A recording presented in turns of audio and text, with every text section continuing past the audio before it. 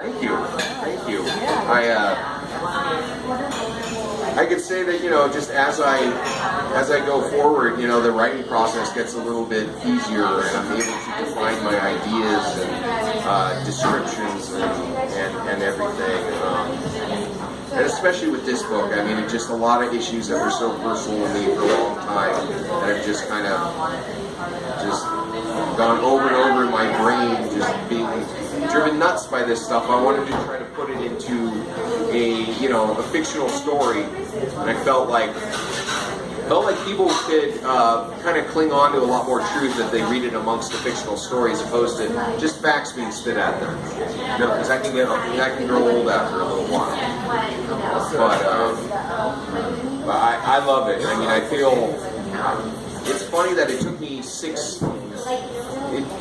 funny that it took me to write 6 books to feel like an actual writer, because I finally was able to define my process, and I feel just this incredible energy after I finish writing, and I just know that because of that somehow I'm on the right path. I kind of know that I'm half-headed in the right direction, and it brings me joy. I like that I own all the rights to the books.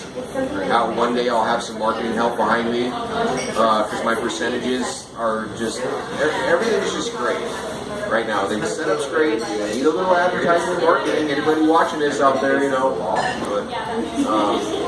in the end, it's really about getting the message out there. Just a message of consciousness, getting people to think and to talk to each other. And I always like to wave at random people when I'm walking down the street. It's just like a direct human thing. I don't know what their name is. They don't know what my name is, but it doesn't matter.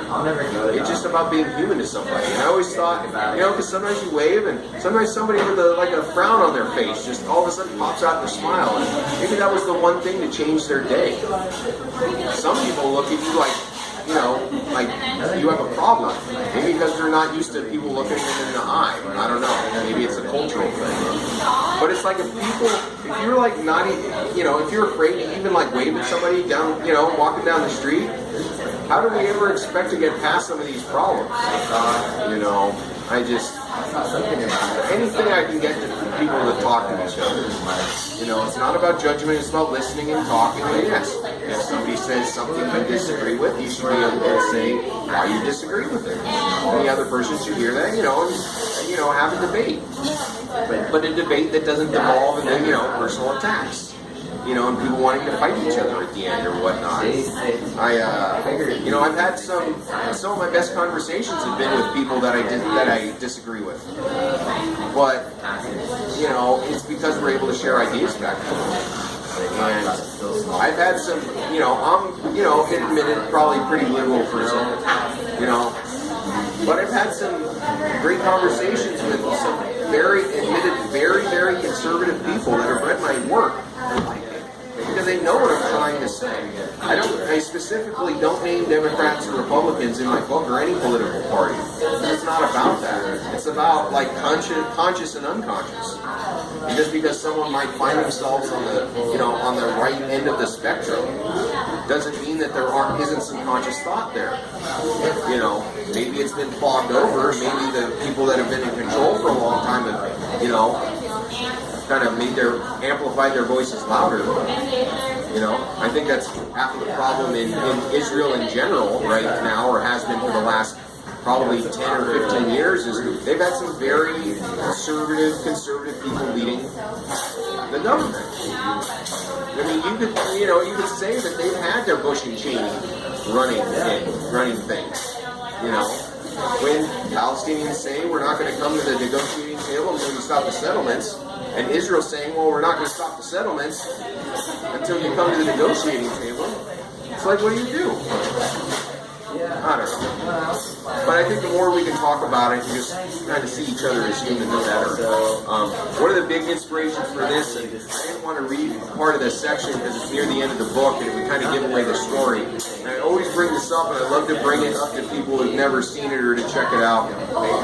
The original music video to Rock the Casbah Everybody's heard the song a million times, I'm sure, at a party or on the radio or whatever. But go and watch the music video. I highly urge you to watch the original music video, because you're going to watch the image and you're going to be like, oh, so that's what that's about. Give you a little taste here. So basically, it starts, with a Hasidic Jew driving down the street, listening to some good music, and he sees this like Bedouin Arab hitchhiking on the side of the road. Like, the Jewish guy stops to pick him up, and they're like staring at each other like, should I even be talking to you? Like, I don't know if I should be here. And then the guy listens to here's the song playing out of his stereo. It's like, okay, I think you're all right. So the whole 5-6 minute video is basically this Jewish guy and this Arab guy, a Hasidic Jew with the sideburns, and an Arab in the full dress and everything, basically just rocking out and dancing and having a good time. That's the music video, and I saw it and I was like, wow. And some of the words kind of made sense. Sharif don't like it. Sharif's the kind of the head leader in a Arab or Muslim area, and it's just. Little bits like that was a great inspiration for, some of the scenes in my book. And I just, it just shows how we're really just human, so, I don't know. Anything else? Bryan, I was just watching on Netflix before I came here. Yeah. And I stumbled across this show called Kindness Diaries. Okay. Check it out. Kindness Diaries. It's about a guy who just travels around the world. Just he eats and he gets gas from total strangers. Everything he does is based on the kindness of strangers and the conversations they get into and how they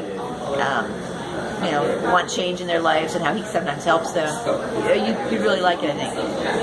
Yeah, he's a British guy. The Kindness Diaries. Kindness Diaries. Okay. Yeah, no, I'll definitely check that out. I get excited when I see things like that, and it's good. I try to stop myself from being too cynical. It's okay to be skeptical, but being cynical won't improve anything. There is a lot of good things like that out there, but there's so much stuff that's not. And I feel like I get excited sometimes when it's like I see one little clip of something here, a little clip of something there, and I try not to think of it as celebrating mediocrity, but it's hard to sometimes. It's hard not to sometimes. But that's the thing. There are a lot more good things like that out there than it seems like. There's a lot more good and conscious voices than there are on the other side. It's just, the unconscious, their voices are louder. Their voices are louder, so then they keep repeating themselves over and over and over again, and pretty soon, you tell people a lie long enough, and they'll believe it. The old quote from Hitler, if you will. The propaganda of all propaganda. But, so I think it's not so much about drowning other people out, but, it's numbers. I mean, I've been a firm believer for a long time in critical mass. You get enough people to show up somewhere, there's nothing, anybody can do. Not that I think it's possible that, maybe it's possible. You can't put a nix on that just like anything, but you could probably get 10% of the country to agree on just about anything. Just about anything. And if you could get 10% of the country to show up somewhere, if you could really get 30 million people to just show up somewhere, granted, it would cover the whole ground of the city, I'm sure. But if you could, there's nothing anybody could do. They couldn't arrest all of you. They couldn't shoot all of you. It's, and I think it's some of that kind of togetherness that we've gotten away from. Everybody has their own movements and everybody has their own fights, and that's a great thing. Every group asserts their rights, whether it be gay rights or religious rights or, human rights or, youth rights, education, you can go on and on down the list. All of those deserve to be fought for. But the problem is when we start seeing those as separate from each other. When we start seeing those things as, oh, I got to do this, so I can't do that. When really, by me doing this, it affects that in that way, which affects this thing over here, which affects this thing over here. So, I mean, granted, you know, maybe it just seems like it just comes back to how it's all interconnected for me. How just the more I look into it, the more, you know, the more I'm open to looking and seeing what's truly there, the more of it gets revealed, you know. And so, I just mentioned a little bit too about this book. Mom did the beautiful artwork on it. Thought we came up with the symbol was great, just the whole like MASH thing and everything. And this, of course, was this shirt actually was the inspiration for the back cover of the book, so I felt like I had to wear it. So yeah, the rest of my series, I'm done editing on the new book right now. It's going to be dealing, it's going to be dealing with like the healthcare industry and socially engineering people, and that becomes blatantly obvious when you get into it. But I don't want to give away totally what it's about yet. And then, because in this book, or in that book that I'm writing, everything kind of breaks down, the whole society breaks down. So the book after that, the 5th book in the series, is going to be about education and rebuilding an education system and kind of, you know, re-learning people, re-educating people. And then the 6th book, the one after that, is going to be basically about politics. Because you can't rebuild a political system until you re-educate everybody, or else you're going to be back in the same hole again.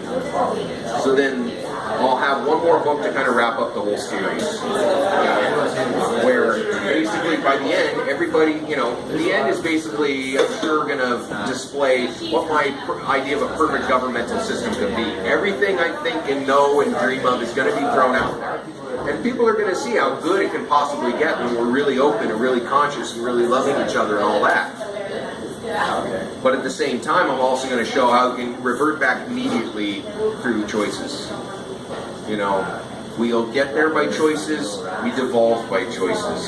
You know, it's all part of the, you know, I like to say two sides of the same coin, but I really think it's the same side of the same coin. It's just that side is a lot bigger than we've been making it out to be. You know, so I love the writing. I love to be able to share it with people. Get the website together. It's looking good. Have all the videos and pictures posted on it, and the more things I can do like this, the better, for sure. So, yeah. Anybody else have anything to add? Well, thank you all for coming.